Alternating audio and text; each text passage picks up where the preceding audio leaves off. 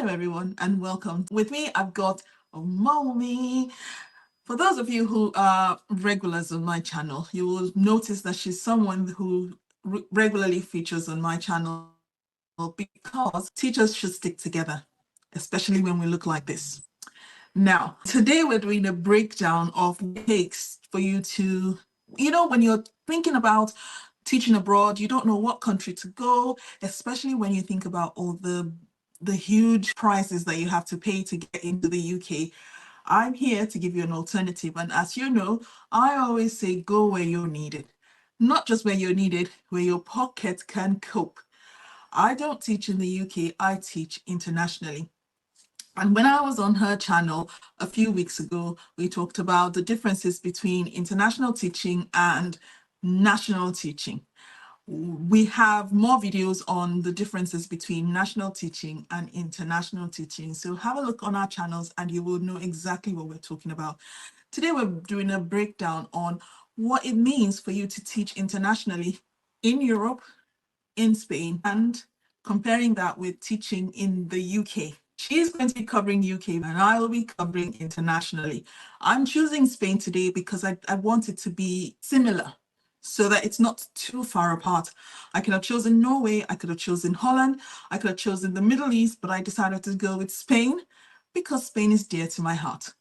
So I'll let her introduce herself and you help me welcome her to the channel.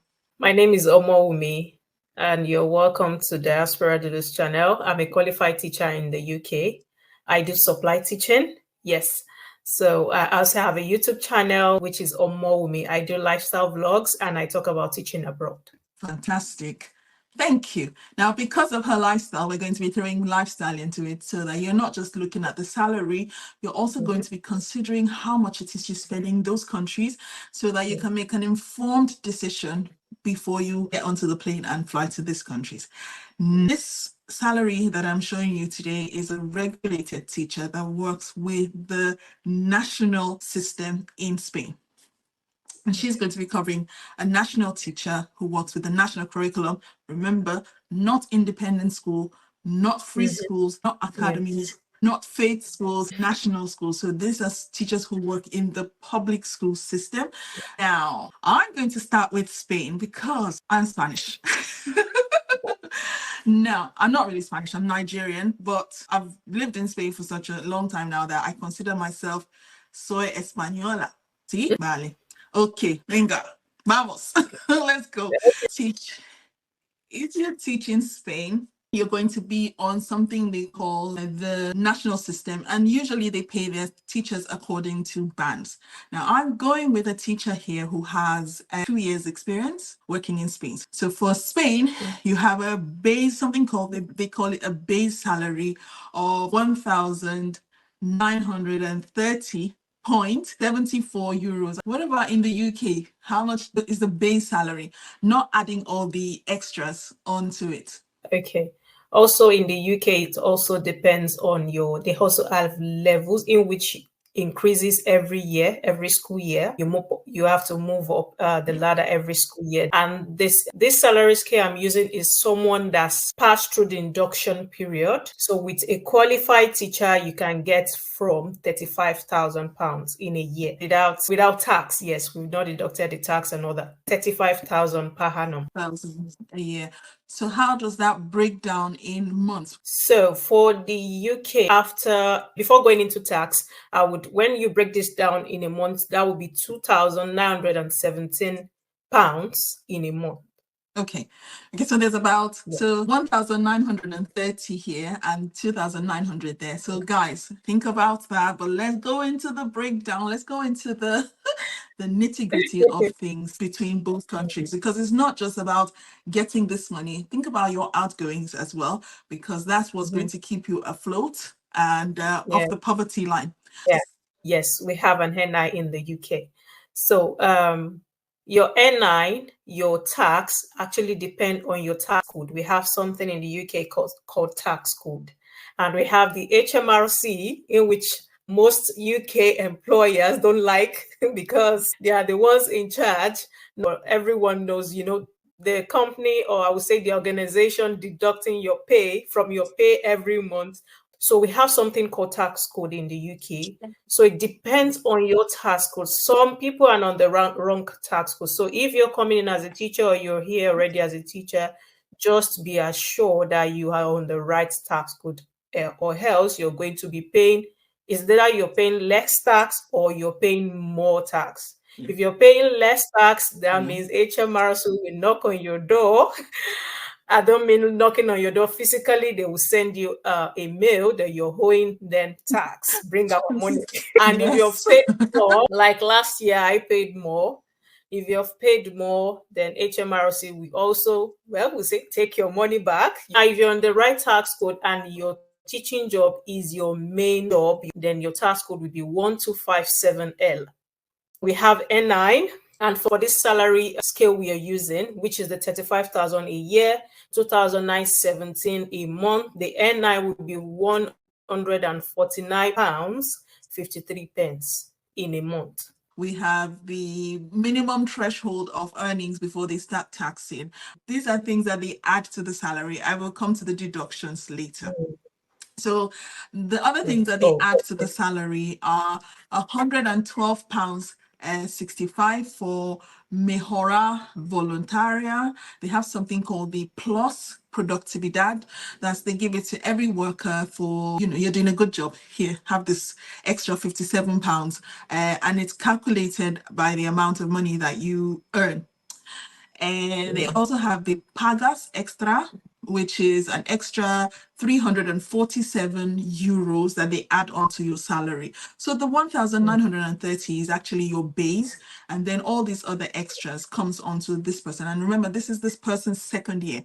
I'm in my head, I'm thinking that it increases as the time goes on. Then there's an extra especial menutación. Sorry, €66.66. There's an extra complement dedication, which is €133, all added on to your 1,930, which brings you to €2,648.33. So you said in the UK you have 2,900 per month, yeah, pounds per month. Okay, so in Spain, you have €2,648 per month. Now, when we come to the deductions, she's already talked about the NI for Spain. The deductions are a little bit more, they break it down so that you're not complaining about anything. So the first one is Deducto Conceptos en Especie, which is the €66.66, which I don't know, it doesn't make sense to me, because if you've just given me €66 for, and you're taking it out again, I guess that goes for something, I don't know. If you know, please comment down below. Now, the next thing is €4. They also have another one, cotización formación, and there's €2.11. There's also cotización desempleo, it's €32.68. And then the tributación, which is like the NI, this is the NI part of it now, is €232.34. They calculate it to the last penny, the last cent. Right, so it brings the total deduction to €432.88. Woo! Do you know what? I think I like the UK one. It's just one round. HMRC just does everything. No, I've not talked about the tax. That is for N9 tax. We have two tax. Okay, so I've run through my own taxes, and so if you run through your deductions as well. Okay, now let me go back so that we'll understand better. Okay. Now, for a teacher in the UK, which monthly income is £2,917 in a month, we have NI tax, which is 149.53 We have income tax, which is £373.7 and we have pension, which I said is flexible, which is not stable. It depends on the pension company and the organization, but it can be around this figure, which is £150. So the total deduction from this pay in a month is £673.23. So can you guys see the difference between, although mine is in euros, and there's a difference between working in Spain, 2 years of experience, and working in the UK, 2 years of experience, where my teacher gets 2,648 euros and 33 cents, and her deductions are 432 euros and 88 cents. Your teacher has £673.23 from the deduction of 2,917. So his take home after this deduction would be £2,243.77. Wow. Okay. Whereas my take home after the deductions would be 2,215 euros and 45 cents take home. But that's not where it all ends, guys. This is just the take home. You're giving the government some money. You're going to have a house, a roof over your head.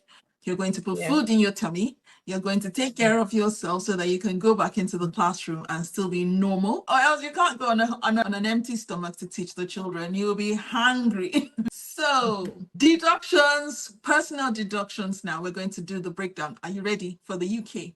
Oh my God, the cost of living in the UK is just crazy. Because when I go back and forth, I'm like, and I run back to Spain. Starting with the UK, like she said, you need a roof over your head. So it depends on your status coming into the UK. Now, that is if you're coming in as a single person. And this also ranges, a shared apartment, you can, depending on the location. Like where I am, I live in Peterborough, you can still get a shared apartment for starting from £300 in a month, bills inclusive. Now, if you're coming in with your family, a studio apartment cannot work for you because you wouldn't want social workers to be chasing you around because they are so particular about children here. You can't put children in a studio apartment. So if you're coming in as a family person, that is also different. That means you're going to be renting an apartment, probably a 2-bedroom apartment, 3-bedroom, depending on your family size, or you're going to be renting a house. You can get 3-bedroom for £900 in a month. You can get 2-bedroom for £700, £800 without bills. Like I said, like if it's like the villages, you can still get houses 700, 800 with bills inclusive. Fantastic. Okay, so Spain is, as everyone knows, one of the cheaper countries in Europe, which is why I moved to Spain. I thought 20 years around the world, I was trying to look for somewhere to retire, to look at, and it's something that we will be covering later on, because as teachers who teach abroad, you have to think about the end game. You have to look at retirement as well and all this kind of thing. So I chose Spain because all the different countries where I'd worked, I like all of them, but I decided Spain is central, Spain is cheap, Spain is warm. I don't have to think about heating bills in the winter too much. I mean, I've gone a whole winter without putting on my heating. So that also helps with the electricity bills, because I live in the south of Spain, not far from the beach. I think about 20 minutes from the beach. So this person whose pay that I've looked at was kind enough to give me the breakdown of her expenses. I'm going to share it so that it gives you an idea. Now, she's got two children. And it's the same thing with the UK, where if you have a boy and a girl, you can't put them in the same room. So this person, remember, has her take home is 2,215 euros and 45 cents. Now, she bought a house because as a teacher, some of the things that will come to you is that the school will try to keep you there. They will try to help you stay so that they don't have to be changing teachers all the time. They don't want the turnover to be high.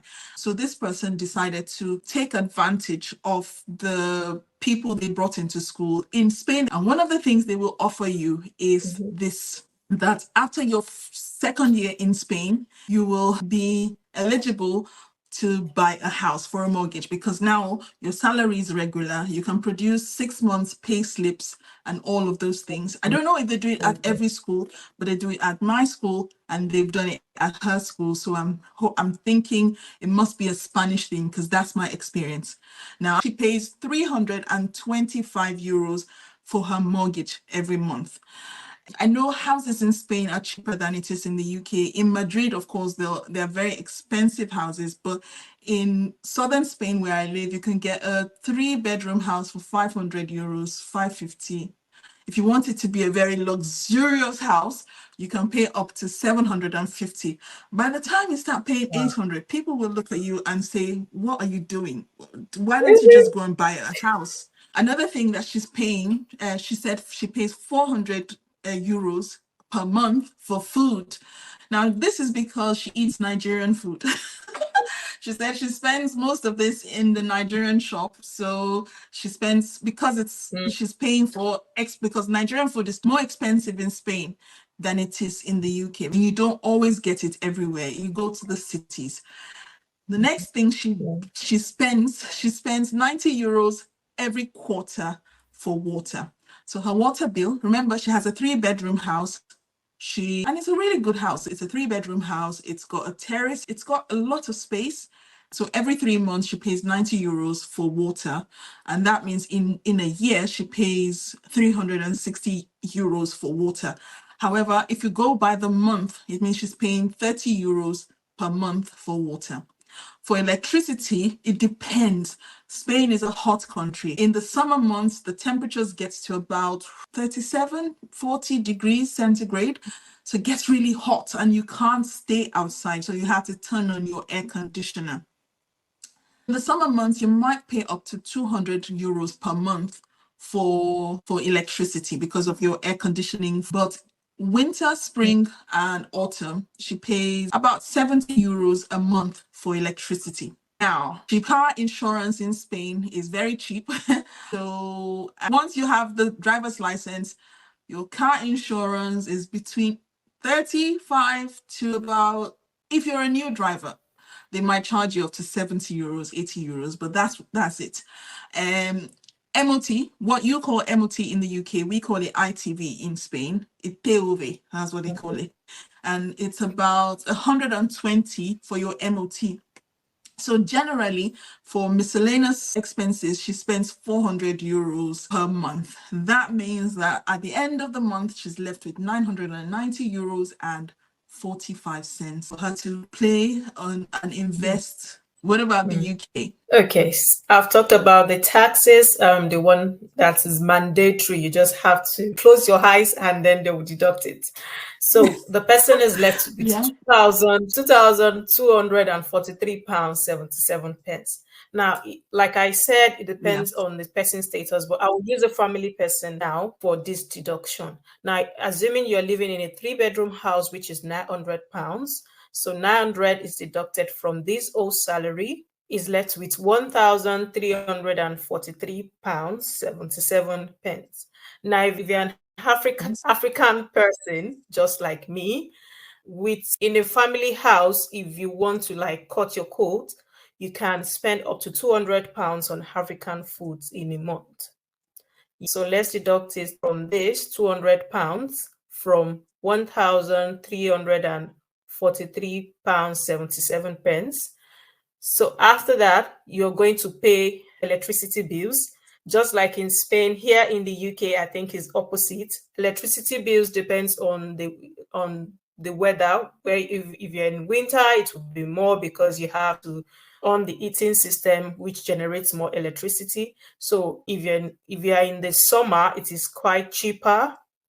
So you can pay 150 pounds. This is what I'm using. This is the figure I'm using. You can pay 150 pounds in winter, but in summer it is lesser. You might not even pay up to 100 pounds.